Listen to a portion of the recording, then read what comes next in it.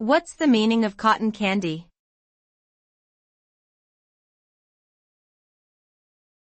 Cotton candy.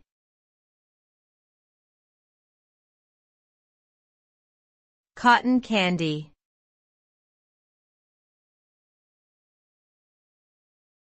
Cotton candy.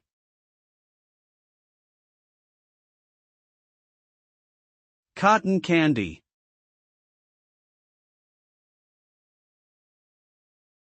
Cotton candy is a type of light and fluffy candy that is typically pink or blue in color.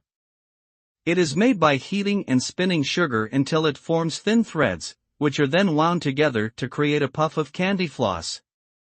Cotton candy has a sweet taste and melts in your mouth, making it a popular treat at events such as carnivals and fairs. Its unique texture and appearance make it a fun and memorable addition to any dessert table.